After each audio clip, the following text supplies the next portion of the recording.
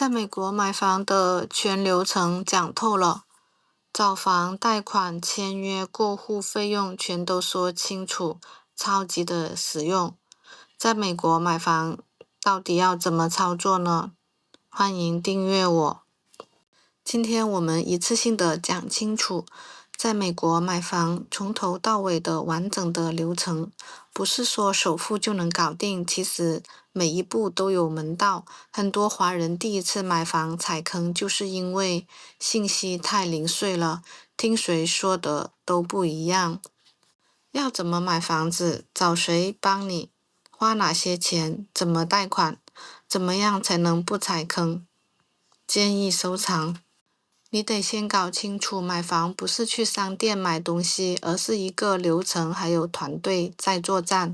在美国买房子是一个法律合同、金融交易的复杂过程，你需要准备好以下这些材料：房贷的预批，找一个靠谱的房地产经纪人，看房子、出价格、谈判、签合同、验房子、贷款的审批、过户、交房、拿钥匙。准备的阶段，买房子之前你要先搞清楚这些事情，评估的预算，你到底能买多少钱的房子？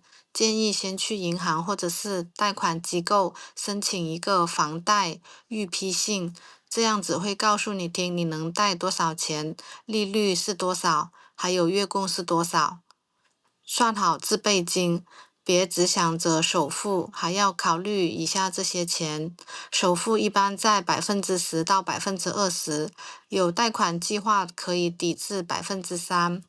交易的成本大约房价的2%到5%，包括律师费、产权的保险、贷款的手续费等等。搬家和装修的钱，新房入住至少也要一点周转金。建议找一个熟悉你区域的房地产经纪人。找房子还有出价格的阶段，眼睛要擦亮了，动作要快了。多看房，多对比，看数据，看历史的价格，还有税、学校评分、交通配套等等。要实地的去看房子，经纪人会帮你安排预约，建议自己拍照做记录，多看几套房子对比。经纪人会帮你写一份出价的合同，你可以谈条件，比如房验、贷款条款、交房时间等等。有时要竞争，可以加无条件、加价格等策略。签完合同之后，别以为搞定了，还有这些大事情等着你。交定金一般是房价的1%到3%，打给第三方保管，表现出您的诚意。还有做房屋的检查，要找专业的验房师看房屋的结构、电路、屋顶、水管等等问题，发现问题可以要求降价格或者是维修。还要做估价格。贷款的银行要求评估房子价值多少钱，不够的话你要自己补差价。审核贷款，贷款的银行会审查你的收入、信用、工作、账户的余额等等，别乱花钱。过户的交接，找律师或者是过户公司安排，双方签合同、转账、拿钥匙，最后成为房主。我们走完了买房流程之后，接下来看看买房子有哪些成本。买房的成本主要分为一次性的支出和长期的持有成本。我们这里主要讲的是这个交易的一次性的支出，用100万美元的房子为举例子。费用列举如下：首先是首付，如果是20%，就是20万，包含刚刚说的诚意金。其次的话是贷款的费用，这里包括贷款的手续费、评估费、信用报告费，加在一起的话大概是房价的0.5%左右。100万的话大概就是5000块，然后就是产权公司的服务费和预付的费用，一般是包含产权公司的过户收拾费，还有抵税和保险金的预付，大概是房价的0.5%。100万的房子也就是5000块左右。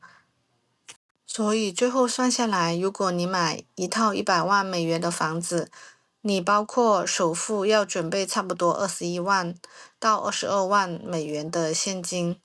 买房子从确定需求到过户拿钥匙，听起来不算难，但是走起流程来其实还是挺复杂的。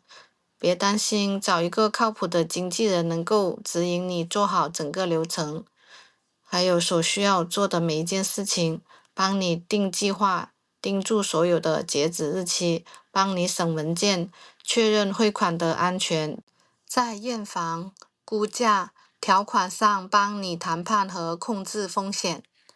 入住房子后的费用，房屋税，每年房价1%到3%不等。房屋的保险费，如果是公寓或者是某些社区，HOA 的物业费，维修和水电煤气的账单。华人买房子最容易忽略的3个地方，第一就是不查学区的评分就买房子，结果发现不能上好的学校，转学还比较麻烦，还有贪便宜，忽略房屋结构的问题，比如修屋顶、换锅炉的钱比你省的都多。还有不了解贷款的细节，稀里糊涂的就被拒贷了。千万不要换工作，不要大额的消费，不要开新的信用卡。买房子是一场长跑，不懂法律、金融、谈判的，找一个靠谱的房产经纪人、专业的贷款顾问，不怕问问题，不怕多看几套，保持理性，保持信用记录干净。如果你喜欢这类美国买房的干货，欢迎订阅，带你一起了解美国房产投资的故事。